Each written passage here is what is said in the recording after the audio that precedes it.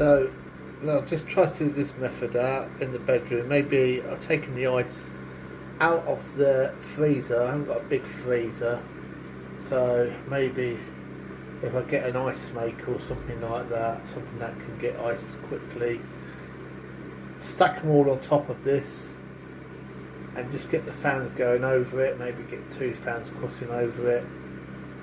It should be okay. Temperature's going a bit quick, you see they're falling. A very hot day. It's about 28 in this room. And the first bit of ice was about that size, but who knows? So I'm just trying to, figure it out as I go along. Now guys, I'm just making a quick video about out the British buildings and how they trap the heat.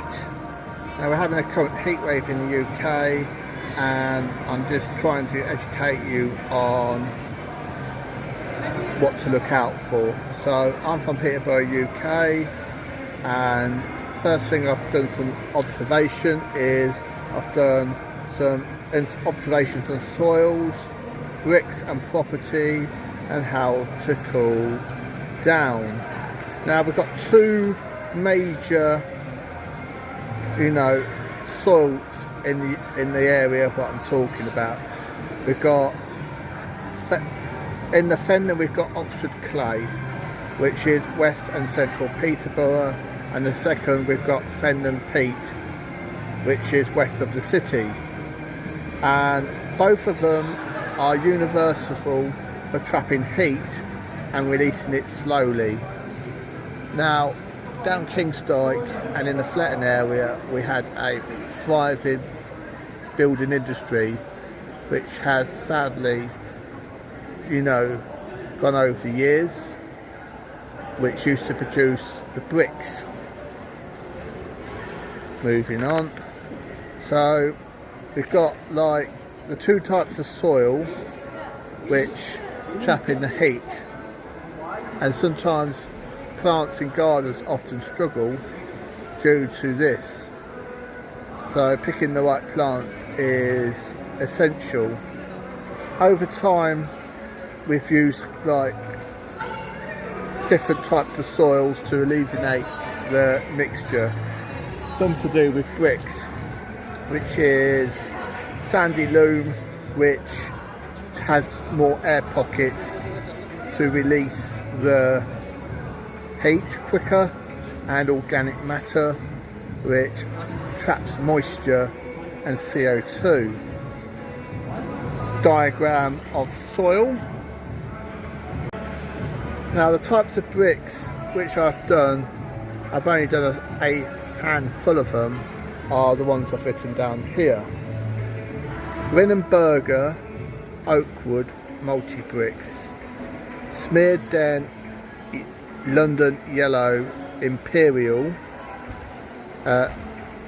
6BH Hafer Fletton bricks, Toulouse red brick, Yellow London Recreational 55mm handmade brick, and we've got the Toulouse red brick and the LBC Papal Light Fletton bricks. As you see, there's many different types of bricks. I've only selected a few of them, so let's just carry on. So looking at your property and your surfaces, by the way, I'm no engineer, I'm just got this from the heat wave which we're having. Look at those going in there, no difference. Anyway, so UK buildings are thermal batteries. So you see a lot of these here were built, this was built in the 80s, which means that the light is supposed to come in and warm the centre up, but it's not practical when it's hot because you get too much sunlight, it overheats. Whether it's got a special type of glass that reflects the heat is beyond me. If not, then they should be on there. So this is what I'm trying to say. So in UK buildings and thermal batteries, and it's really hot, keep away from them. And dark asphalt, which is around them, which is a, you know, what they use on roads, and the dark colours like black absorb heat. Overall, they are airtight, which keeps hot air in, making nights uncomfortable to sleep. Now I've got a flat, and I've done a dynamic risk assessment this morning, and I've realised that once the humidity and the heat get into the interior of the flat, it's impossible to get rid of it. And the reason for that is modern glazing, which is a big problem, and lack of shielding against UV lights that shine through. This kind of solar radiation, once the interior of the rooms get heated under flattened bricks, it is next to impossible to get rid of the heat. However, I have found something that may do the job later on. Stick with me. So it's completely useless for myself living in a tiny flat, which I may show you at the end, or you can see on previous videos, that it's useless having air conditioning in. And of course there's lots of retailers out there, you know, trying to, you know, flog you theirs, but it might not be adequate for your needs. So in many ways, I suppose it helps to try to stay cool is to be like birds.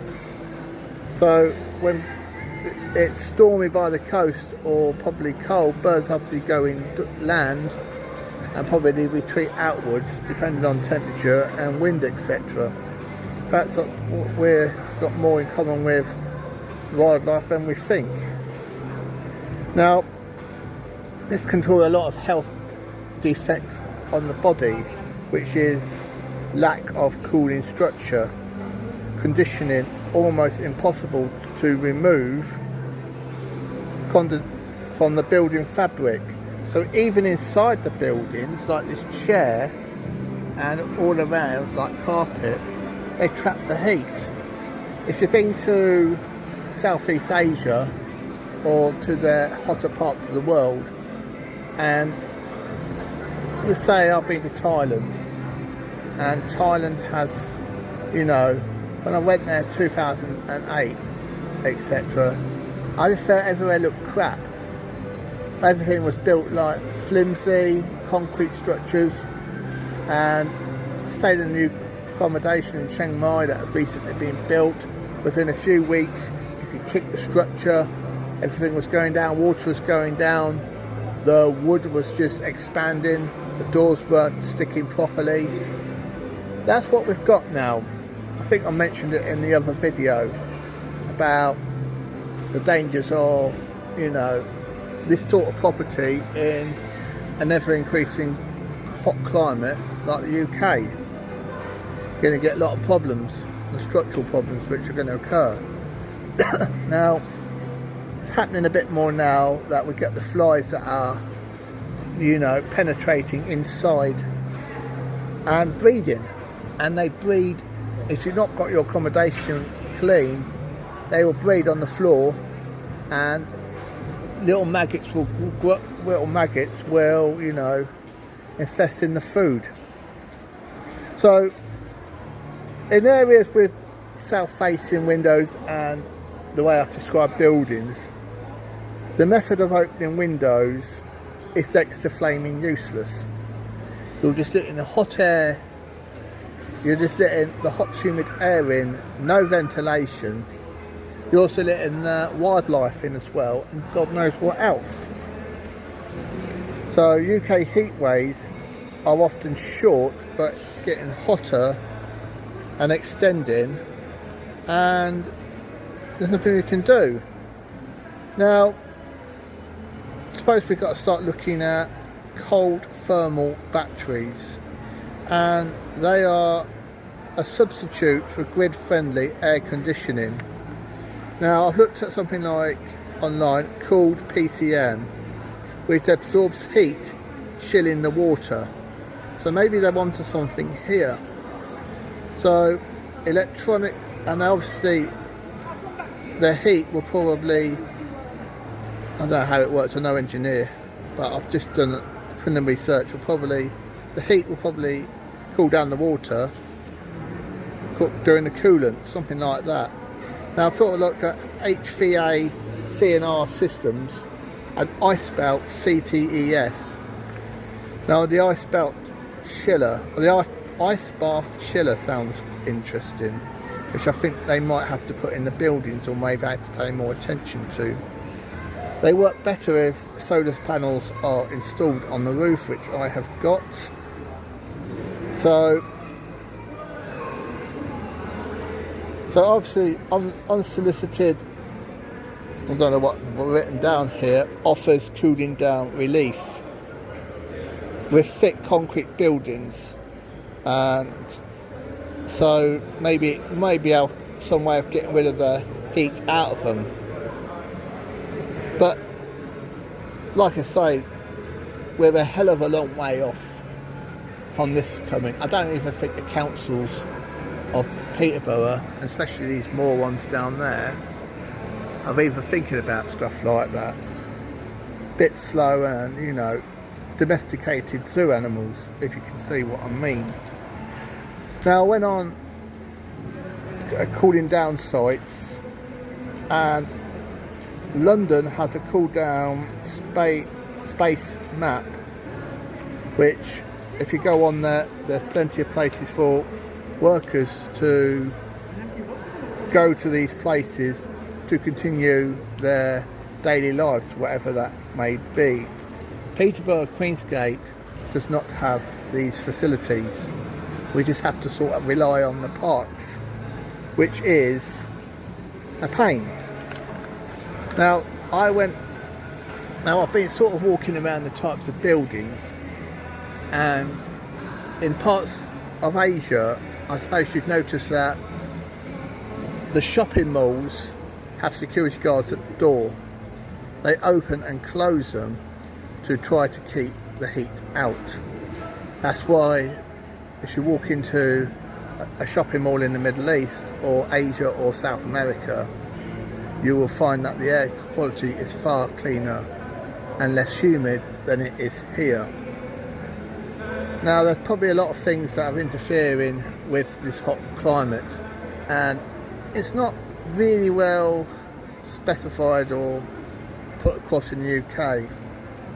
They just seem to talk about the hot temperatures. The UV obviously is very high in the UK, but we are getting more very high UV light, which means that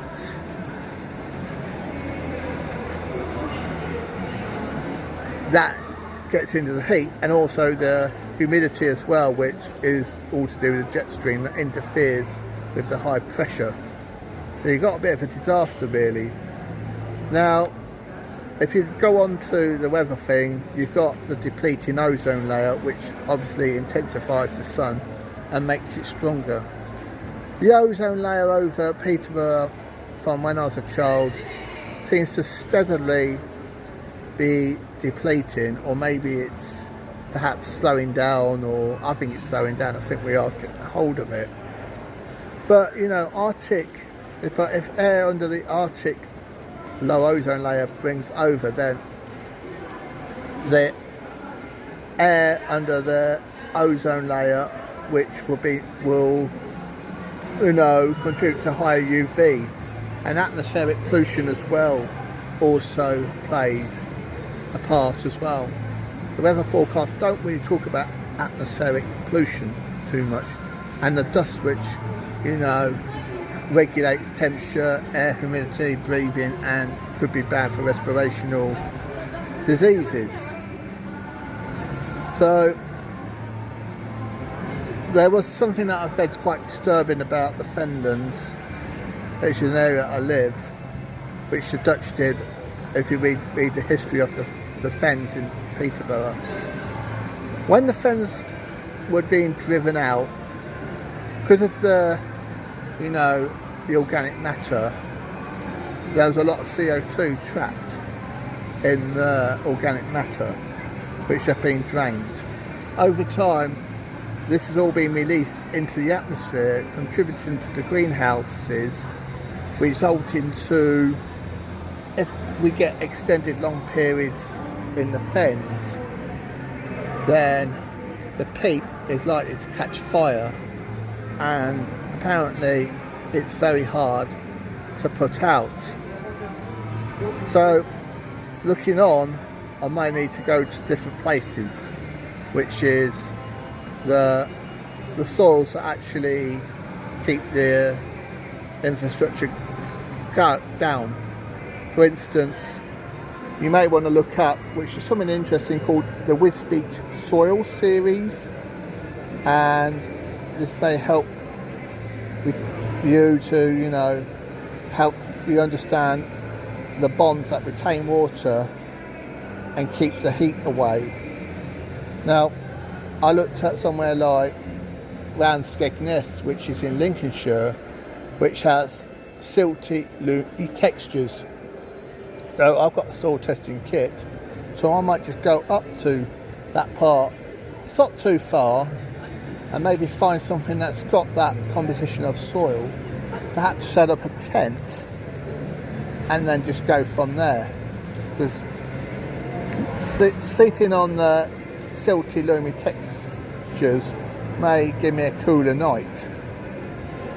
So that's what I'm planning to do. Whether it'll work or not is anyone's guess. Just have to sort of test if the tent sticks in it or whether it gets windy. So things to do in hot weather, only got a little bit of shift things to do, is wear wet t-shirts, soak them when you can, and compress your wrists under the cold water.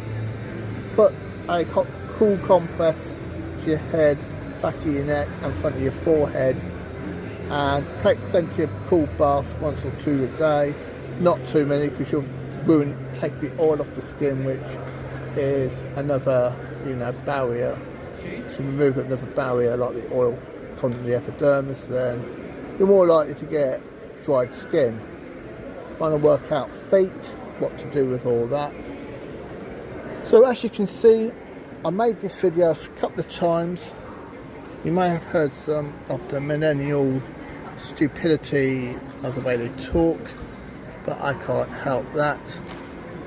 I'm clearly on my own here, which I'm trying to network, which is extremely difficult. I just feel like the only one that seems to be, whether it's me that's in the wrong or whether it's these zoo animals down there, which are useless. As you can see, this girl on here, it's just what I'm up against.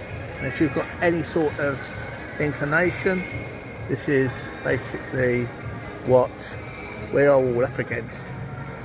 And also this here of the HMV shop and the stupidity of the adverts isn't really doing anyone any good. The phone isn't exactly helping us engage. I think it's shrinking the mind to a degree. Everyone's going online, but the trouble is, if I join online communities, I'm often ignored or sometimes booted out of them. And if I'm on there for any length of time, the conversations are superficial and people are not always on there for the right reasons. So I shall end the video here. And just to add something, if you're in a building such as this, right, a big shopping mall in Peterborough or in England, you may want to get some relief is to go into the car park underneath, etc. Now there's a bit of benefit if you go into these areas which haven't been sealed with any sort of warm bonding material, is it's quite cool down there. Smelly, cool, dingy, dark, but at least you can get a bit of respite from the heat. Now these areas that are not insulated,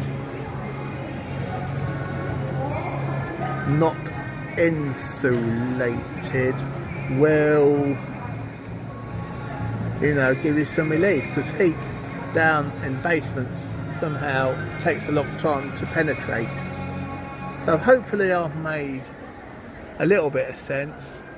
I'm not an engineer, I don't know about any of this, I've not studied it. It's just my little hypothesis. It's when weather turns for the worst, sometimes you take a little bit of mental observation, do a dynamic risk assessment, and try to, you know, figure out what best suits you. I'm going to leave the video now. Bye. As you can see, moments later, after the video, that's what's happened.